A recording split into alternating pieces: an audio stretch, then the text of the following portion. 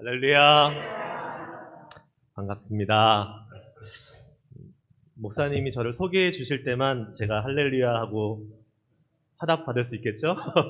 제가 이제 다음 주부터 인도하면 제가 나오니까 할렐루야 하십시오 이렇게 하지 못하겠죠? 네, 아무튼 환영해 주시고 또 저를 반겨 주시고 저와 함께 예배할 수 있도록 인도해 주신 하나님께 감사드리고 또 이 모든 영광을 하나님께 올려드립니다. 하나님 너무 좋으신 분이고 제가 좋으신 하나님 참 좋아하는 찬양인데 오늘 같이 함께 또 찬양하면서 그 좋으신 하나님을 높여드리고 찬양할 수 있어서 얼마나 감사한지 모르겠습니다. 아무쪼록 앞으로 여러분과 함께 이 교회를 섬겨 나갈 때에 정말 하나님이 예비하신 놀라운 은혜가 또 저와 여러분과 모두가 누릴 수 있는 그러한 축복이 우리 실리콘밸리 장로교회 모든 교우분들 가족 가운데 함께 하시길 주의 이름으로 축복합니다. 아멘. 지난주에 저희 교회 두 분의 권사님이 하나님의 부르심을 받았습니다. 물론 천국에 가셔서 우리가 그것을 믿기 때문에 우리 마음속에 소망이 있고 또 하나님께 영광을 돌릴 수 있지만 더 이상 이 땅에서 뵙지 못한다는 안타까움과 또 아쉬운 마음, 또 마음 한쪽에는 먹먹하고 서운한 마음들이 아마 있을 것입니다. 하지만 부활하신 예수님이 계시고 또 그 예수님을 믿기 때문에 우리는 언젠가 천국에서 재회하는 그날이 반드시 올 줄 믿습니다. 그렇기 때문에 우리는 소망을 갖고 이 장례의 절차를 믿음 가운데 진행해 나갈 수 있을 줄 믿습니다. 이 장례를 통해서 더욱더 우리 그리스도인들의 그러한 사랑과 또 하나님을 향한 소망이 풍성해지고 더 우리의 믿음이 주님 안에서 견고해질 수 있는 그러한 복된 시간이 될 줄 믿고 우리가 다 유족들을 위로하고 또 하나님의 위로와 소망이 우리에게 임하기를 소원하면서 이 장례를 기도하는 마음으로 잘 준비했으면 좋겠습니다. 이광희 목사님이 저한테 그러셨어요. 목사님 부임하시는데 이런 일이 안 생겼으면 좋았을 텐데 좀 안타깝습니다. 그런 말씀을 좀 해주셨어요. 그런데 저는 오히려 담담하게 오히려 더 감사할 수 있었습니다. 왜냐하면 하나님이 이 일을 통해서 저한테 이 전도서 7장 2절 말씀을 다시 한번 생각하게 하셨어요.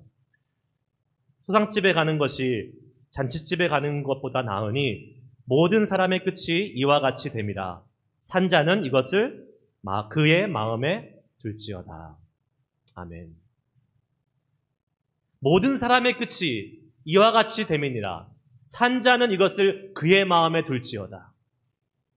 무엇입니까?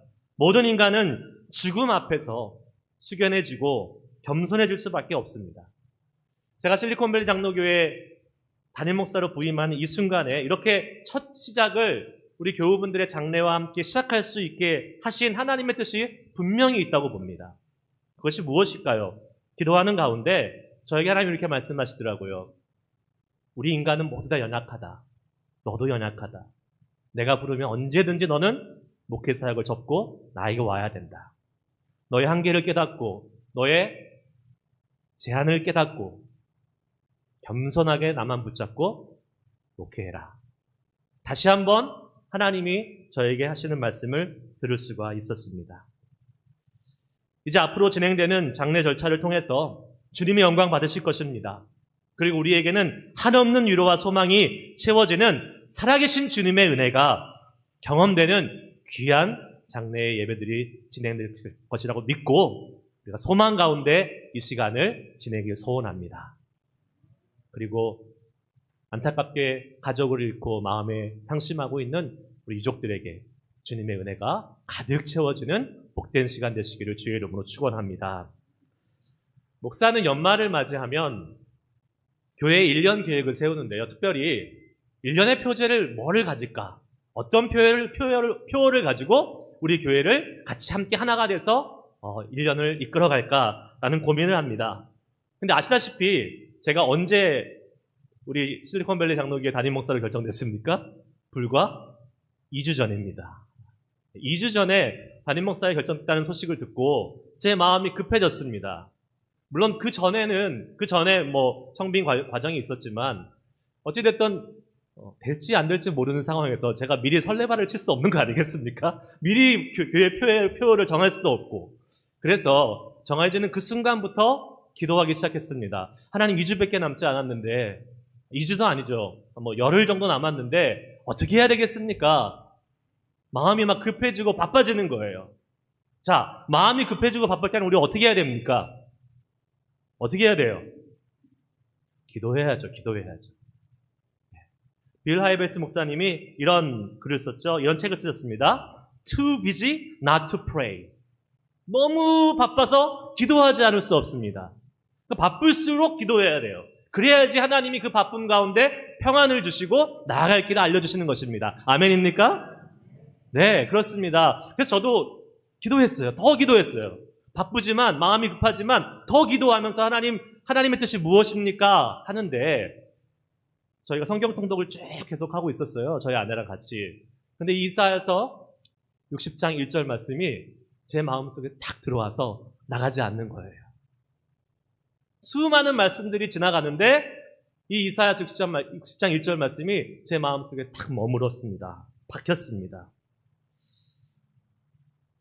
새해를 앞둔 얼마 안 된 상황에서, 그리고 새 교회에 부임해야 되는 상황에서 이 말씀이 제 안에서 들어와서 나가지 않는 이유가 무엇일까 계속 기도하는 가운데 하나님께서 이 말씀을 품고 2022년을 시작하라는 확신을 주셨습니다. 그래서 우리 교회의 2022년 표 주제 뭡니까? 교회여 일어나라. 다 같이 한번 크게 한번 해보실까요? 교회여 일어나라. 아멘. 교회여 일어나라. 자주 외치시길 바랍니다. 자주 외치셔야 돼요. 성경에 이런 말씀 있죠. 마음으로 믿어 의에 이르고 입으로 시인해서 구원에 이른다 라는 말씀이 있지 않습니까? 입으로 시인할 때 그 역사가 나타나는 것입니다. 여러분, 지금 우리가 방금 교회여 일어나라 라고 외쳤는데 이 교회는 우리 실리콘밸리 장로교회 예배 공동체만을 의미하지 않습니다. 여러분, 개개인 한 사람이 교회입니다. 여러분이 일어나는 시간이 될 수 있기를 주의 이름으로 축복합니다. 그러면 어떻게 이거를 외쳐야 될까요? 여러분의 이름을 넣어서 한번 외쳐보시기 바랍니다. 여러분의 이름을 넣어서 지금부터 합니다. 시작! 종호야 일어나라. 아멘. 여러분들이 일어나실 것입니다. 아멘. 근데 문제가 한 가지 있습니다. 우리가 외친다고 일어나는 것이 아닙니다. 예, 외친다고 일어나면 밖에서 데모하는 사람들의 그 외침은 다 이루어져야 돼요. 근데 외친다고 일어나는 것이 아니에요. 우리는 일어나고 싶어도 스스로 일어날 수 없는 존재이기 때문에 그렇습니다. 병원에 가보면 많은 환자들이 있어요. 왜 그 사람들이 일어나고 싶지 않겠습니까? 침상을 박차고 일어나고 싶지요. 그런데 일어날 수 없습니다. 왜요? 아프고 힘들고 병들었기 때문에, 자기는 힘이 없기 때문에 일어날 수가 없는 것입니다. 오늘 본문 말씀은 예루살렘을 향해서, 그리고 바벨론의 포로로 잡혀왔던 그 포로로 된 유다 백성들을 향해서 외쳐진 말씀입니다. 회복을 외친 말씀이에요. 여러분, 이 예언의 말씀이 선포되었을 때가 언제입니까? 예루살렘은 철저하게 바벨론으로부터 유린당해서 성전은 무너졌고 불타고 폐허가 된 상태로 수십 년간 그렇게 방치된 상태였습니다. 기원전 587년에 바벨론이 유다를 쳐들어옵니다. 그리고 그 하나님의 성전인 예루살렘 성전을 무너뜨려버리고 그 안에 있는 모든 성전의 기명들을 다 가지고 전리품으로 가지고 바벨론으로 돌아갑니다. 여러분, 유다 백성들이 어떤 마음이 들었을까요? 하나님의 성전, 그것은 무엇을 의미합니까? 곧 하나님의 임재가 있는 곳, 하나님의 성전 자체가 하나님을 의미하는 거였어요. 그런데 하나님이 바벨론에게 처참하게 지금 짓밟힘을 당한 거예요. 하나님이 이스라엘 유다 백성들이 자신이 죄 때문에 이런 일이 벌어지는 것을 알았어요. 그러면 지금 성전이 무너졌다는 것은 하나님이 자신의 죄보다 못한 분인가? 라는 의문이 들기 시작한 거예요. 이게 어찌 된 일인가? 하나님의 성전은 영원 무궁히 이 자리에 서서 영광을 받아야 되는 성전인데 왜 하나님의 성전이 무너져야 되는가? 곧 왜 하나님이 무너지셨는가? 라는 의문과 그러한 질문이 계속 그 안에 들었던 것입니다. 혼란스럽죠. 패배감이 있습니다. 하나님으로부터 버림받았다는 상처가 있습니다. 게다가 설상가상으로 지금 유다에 있던 모든 지도자들, 정치적, 종교적 지도자들이 다 바벨론으로 끌려갔습니다. 바벨론이 아주 비상해요. 그냥 별 볼 일 없는 사람은 다 놔뒀어요. 왕족, 귀족, 지도자들 싹 골라가지고 바벨론으로 끌고 갔습니다. 무엇입니까? 유다의 미래가 없어진 겁니다. 이런 처참한 상황에서 예루살렘 그리고 포로로 잡혀왔던 유다 백성들에게 선포된 말씀이 바로 일어나라, 빛을 발하라 라는 하나님의 말씀인 것입니다. 도저히 스스로 일어날 수 없는 상황, 말이 되지 않는 상황, 불가능한 상황을 지금 하나님은 말씀하고 있는 것입니다. 그런데 여러분, 말이 되지 않는 것, 불가능한 것, 그것을 가능케 하시는 분이 바로 우리 하나님이신 줄 믿으시길 바랍니다. 아멘.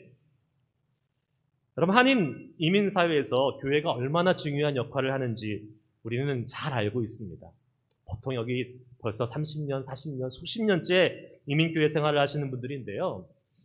지금보다 옛날엔 더 했죠. 교회가 그냥 이민 생활의 전부였습니다. 그렇지 않습니까? 지금은 좀 상황이 바뀌었죠. 미국도 바빠졌기 때문에 교회에 올 시간이 많이 없다고들 얘기하는데 옛날에는 정말 직장 제외하고는 교회에 와서 모든 것을 다 하고 교회에서 교제하고 교회에서 다 하지 않았습니까? 저는 그것이 맞다고 생각합니다. 네. 교회가 우리 생활의 전부가 돼야 된다는 것. 그것이 저는 신앙을 생활을 하는 우리 성도들이 가지고 있어야 될 기본 자세라고 저는 생각을 합니다. 그래도 여러분, 지금 우리가 사는 이 미국 사회는 한국에 비하면 신앙생활하기 좋은 곳입니다. 한국이라는 우리 조국 생각해 보십시오. 정말 바쁜 나라입니다.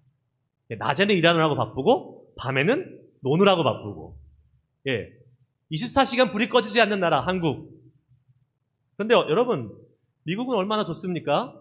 불 꺼지면 할 게 없어요. 해 떨어지면 집에 가야 돼요. 다. 별로 놀 게 없습니다. 그래서 미국에 오면 신앙생활을 잘할 수밖에 없어요.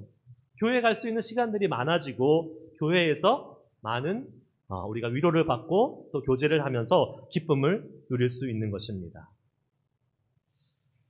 여러분, 그러나 시간이 많다고 해서, 시간이 허락된다고 해서 그것이 우리가 신앙생활을 잘하게 만드는 것은 아닙니다. 왜 이민자들이, 왜 교회 중심으로, 왜 교회에 모이게 될까요? 저는 우리의 마음이 가난하기 때문에 그렇다고 생각합니다.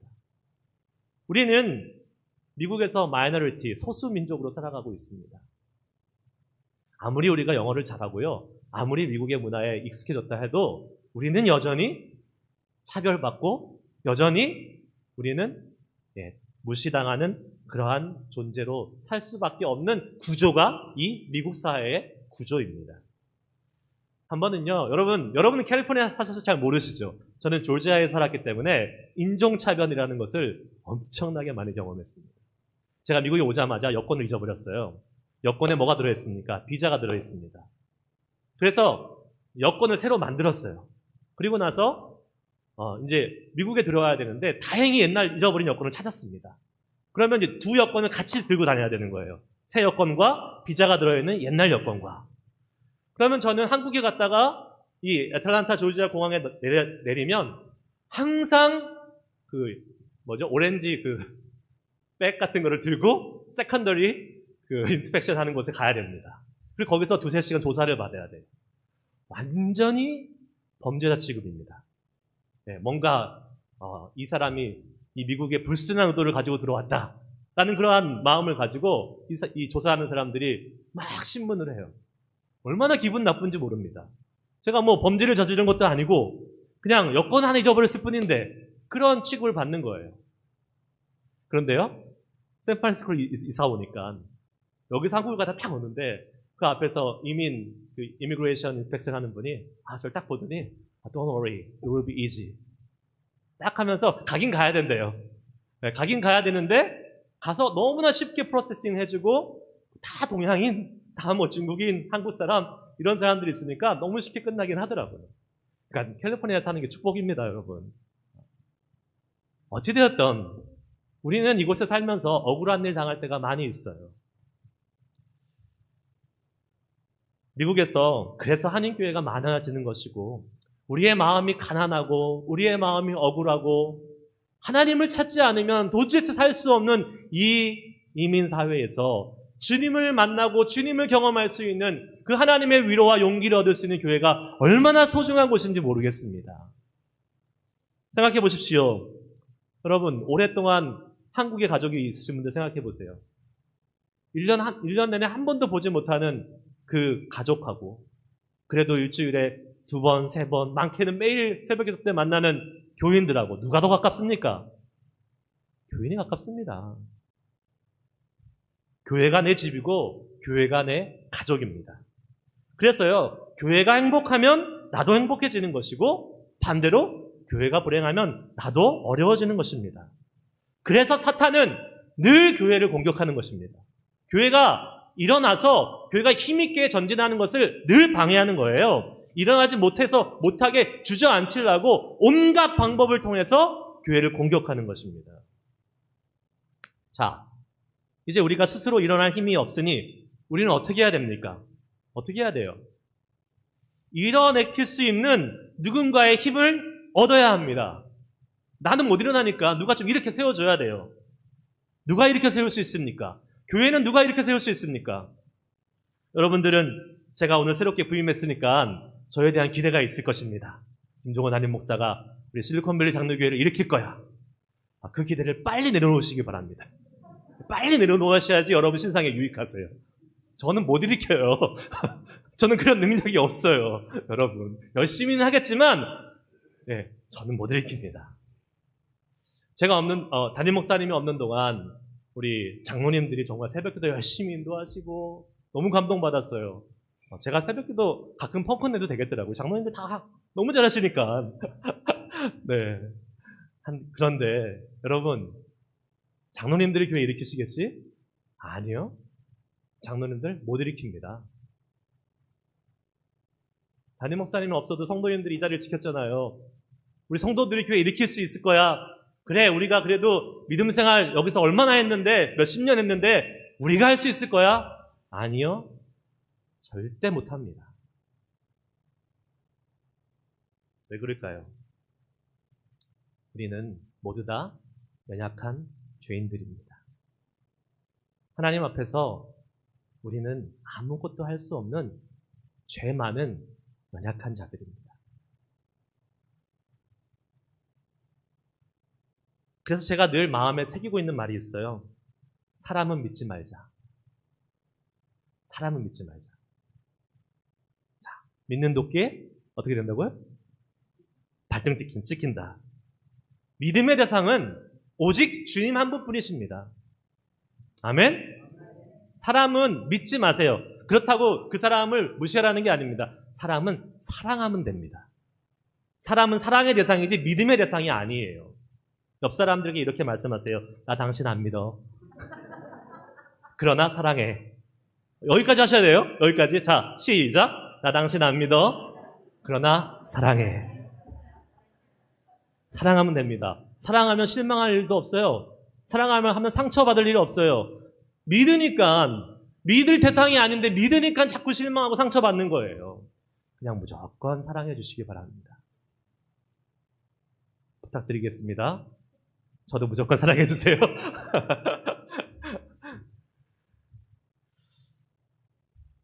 그럼 누가 교회를 세울 수 있단 말입니까? 너무나 당연한 말씀이지만 한번 따라해 보십시오.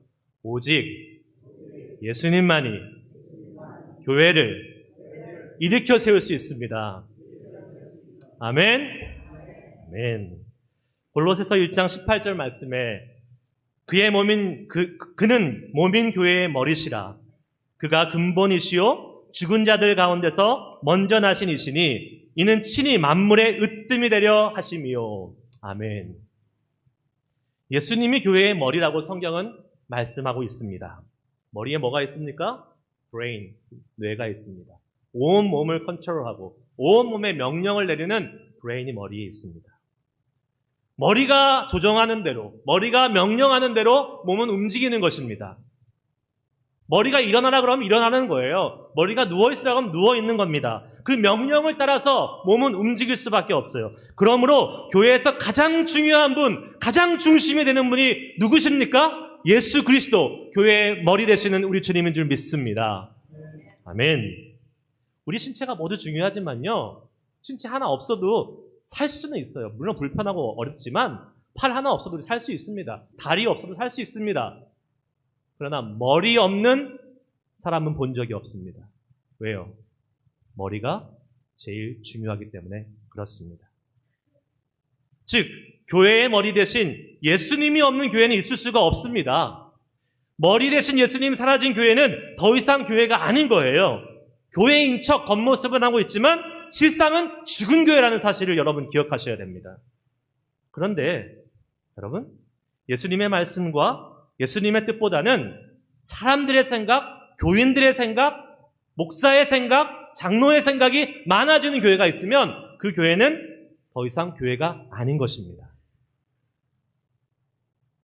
그런데 너무나 안타깝게도 요새 그런 교회들이 얼마나 많아지고 있는지 모릅니다. 특별히 미국에 있는 교회들 아주 조심해야 됩니다. 왜요? 미국은 인권을 중요시 여기는 교회예요. 그거 무슨 말이에요? 너도 존중받아야 되고 나도 존중받아야 되고, 그러니까 다 사람들의 생각이 중요한 거예요. 네 생각도 중요해, 내 생각도 중요해. 그것이 지금 포스트 모더니즘 시대에 어떻게 바뀌었습니까? 진리는 하나가 아니다. 진리는 여러 개일 수 있다. 예수도 믿고 부처도 믿고 내가 만든 신도 믿고, 그래서 미국이 얼마나 많은 종교가 있는지 모릅니다. 하지만 성경은 우리에게 분명히 말씀해주고 계십니다. 요한복음 14장 16절 말씀. 이 말씀 같이 한번 크게 선포해야 될 것 같아요. 읽겠습니다. 시작. 예수께서 이르시되 내가 곧 길이요 진리요 생명이니 나로 말미암지 않고는 아버지께로 올 자가 없느니라. 아멘. 예수님 이 말씀 믿으십니까?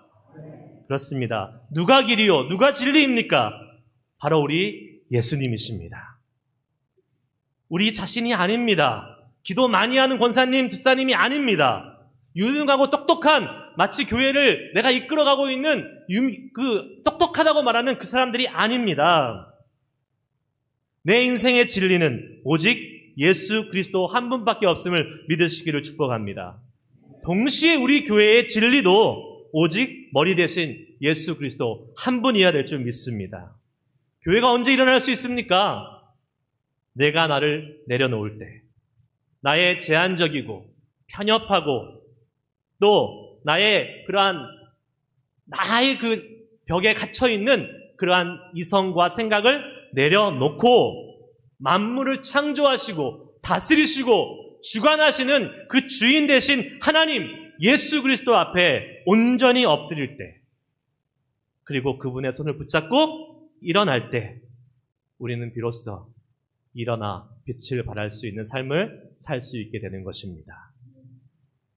그리고 우리 교회도 그렇게 일어날 것입니다. 여러분도 그렇게 일어날 것입니다. 하나님이 그렇게 만드실 것을 믿습니다. 아멘. 오늘 본문 말씀 이사야 60장 1절 말씀. 일어나 빛을 발하라. 이는 내 빛이 이르렀고 여호와의 영광이 내 위에 임하였음이니라. 여호와의 영광이 임하였다라고 말하고 있습니다. 여러분 잘 보셔야 됩니다. 이는 내 빛이 이르렀고 여호와의 영광이 내 위에 임하였음이니라. 내가 먼저 일어나서 여호와의 영광이 임하는 게 아니에요. 여호와의 영광, 예수 그리스도의 은혜, 이것이 먼저 임한 다음에 내가 일어날 수 있는 겁니다. 여호와의 영광이 임하였기 때문에 일어나라 라고 말씀하고 있는 이 말씀을 기억하셔야 됩니다. 순서가 중요해요. 내가 일어난 다음에 주님이 임하는 게 아닙니다. 주님이 임하셔야지 내가 일어날 수 있다는 것을 우린 반드시 기억해야 될 것입니다. 주님이 오셔서 그분의 영광을 나타내시면 우리는 더 이상 주저앉을 수가 없어요. 여러분 하나님의 은혜를 깊이 경험하실 때 생각해 보십시오. 가만히 있을 수 있습니까? 그 은혜가 너무 풍성해서 그 구원의 은혜가 너무 감격스러워서 막 전하고 다니고 알리고 막 찬양하고 가만히 못 있지 않습니까? 그러한 은혜가 다시 한번 우리 가운데 회복되고 우리 교회 가운데 풍성히 경험되는 2020년 한 해가 될 줄 믿습니다. 신약성경에서 예수님께서 일어나라 이렇게 직접 말씀하신 부분이 나옵니다. 여러분 잘 아실 거예요. 마가복음 5장에 달리다굼 뭡니까? 소녀야 일어나라 라고 말씀하신 구절이 나옵니다. 예수님께서 어느 날 이렇게 갈릴리 바닷가에 계실 때에 회당장 야이로라는 사람이 예수님을 찾아왔습니다. 그리고 자신의 딸이 죽게 되었는데 예수님 오셔서 제 딸에게 안수해 주시고 기도해 주시면 나을 것 같아요 라고 간절히 간청합니다. 그러니까 예수님이 그래 가자 해서 그 야이로의 집으로 갑니다. 그런데 무슨 일이 벌어졌습니까? 갔는데 그 집에서 통곡의 소리가 나는 거예요. 이미 그 딸이 죽었다고, 사람들이 죽었다고 다 슬퍼하며 울고 있습니다. 그때 예수님이 말씀하십니다. 아이가 죽은 것이 아니라 뭐 한다고요? 잔다라고 말씀하고 있습니다. 사람들이 비웃었습니다. 무슨 소리를 하는 거야? 이미 죽었는데 자기는 뭘 자? 많은 사람들이 비웃었다라고 말하고 있어요. 그 비웃는 사람들 예수님이 어떻게 하셨는지 아십니까? 다 내쫓았습니다. 비웃는 사람들 다 돌려보내고 성경에 그 부모와 몇몇 사람들만 남겨놨다 그랬어요. 비웃는 사람들은 그 자리에 있을 자격이 없었던 거예요. 다 쫓았어요, 예수님이. 그리고 예수님의 능력을 간절히 기대하고 바랐던 부모와 몇몇 사람들이 그와 함께 아이에게 갑니다. 그리고 예수님이 말씀하십니다. 달리다굼 하실 때에 소녀야 일어나라. 그리고 그 손을 붙잡고 일으켜 세웠더니 어떻게 됐습니까? 그 소녀가 일어나서 다시 살아나는 놀라운 능력이 있었다는 것을 우리는 마가복음 5장 말씀을 통해서 잘 알 수 있지요. 소녀가 일어났습니다. 사람들이 크게 놀랐습니다. 말씀 벌써 띄워졌는데요. 맨 마지막에 보실까요? 사람들이 곧 크게 놀라고 놀라거늘. 한 번 놀란 게 아니에요. 놀라고 또 놀랐다. 얼마나 놀랐으면 성경에 2번씩이나 기록되어 있겠습니까? 그 놀람은 죽은 자가 살아나는 기쁨의 놀람이고 그 놀람은 예수님의 그 위대한 능력에 대한 신비와 경외감에 대한 놀람이었어요. 예수님이 일으켜 세우시는 곳, 예수님이 일으켜 세우시는 그 기적, 그것을 보면서 이 사람들이 놀라고 놀라는 일이 벌어졌는데 그 놀라고 놀라는 일이 우리 교회 가운데 벌어질 것입니다. 여러분의 삶 가운데 벌어질 것입니다. 아멘. 소녀가 죽은 것이 아니라 잔다. 이 말을 믿지 않고 비웃는 자들은 예수님이 돌려보내셨습니다.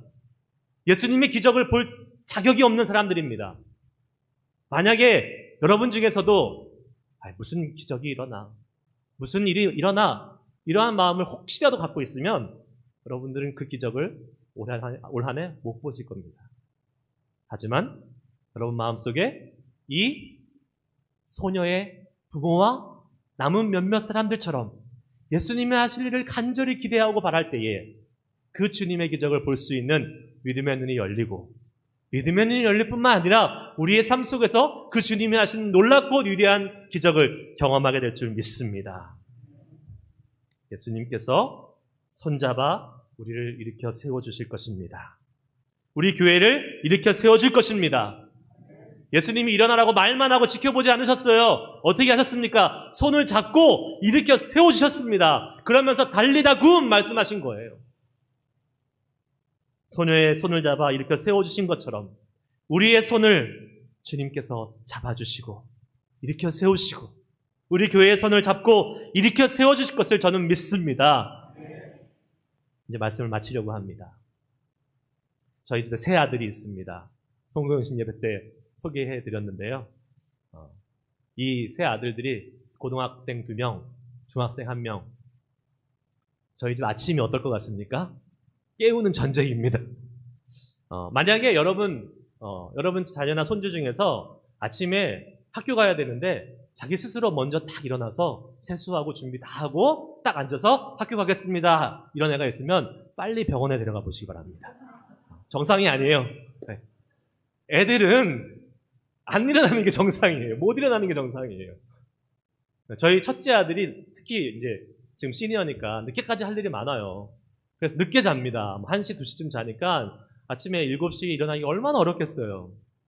그러면 이제 제가 이제 일어나키면 항상 하는 말이 5분만 더, 5분만 더 이렇게 얘기합니다. 그렇게 막 10분, 20분 가지요. 이제 학교 가야 되는데 계속 누워있으면 제가 어떻게 하겠어요? 제가 방문을 열고 들어가서 불 켜고 이불 탁 걷고 자고 있는 아이 두 손을 잡아서 일어나! 그럼 얘는 어떻게 해야 돼요? 일어나요. 일어나고 이제 욕실에 가서 세수하고 하루를 시작하는 겁니다. 자식이 스스로 일어날 수 없을 때 아버지가 그 손을 잡고 일으켜 세워주는 겁니다. 여러분, 우리 모두 주님의 자녀 아닙니까? 아멘? 하나님이 여러분의 손을 잡으실 겁니다. 하나님이 우리 교회의 손을 잡으실 겁니다. 그리고 주님은 오늘도 그 손을 우리에게 내밀어 주고 계십니다. 우리가 그 손을 잡으면 우리는 실망해서 일어날 수 있습니다.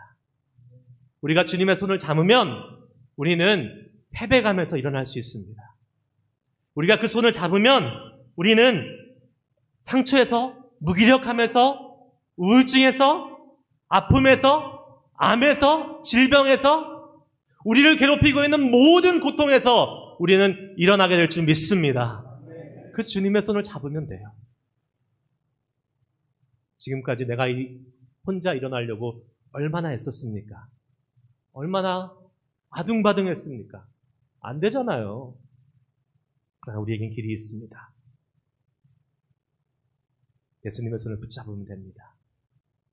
그리고 달리다굼 말씀하시는 그 주님의 음성을 듣고 주님의 손에 힘을 붙잡고 일어날 수 있습니다. 할렐루야!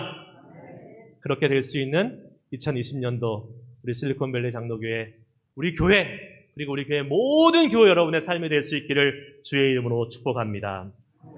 그 기적을 생생하게 경험하고 누리시는 복이 우리 모두에게 임할 수 있기를 주의 이름으로 축원합니다. 기도하시겠습니다.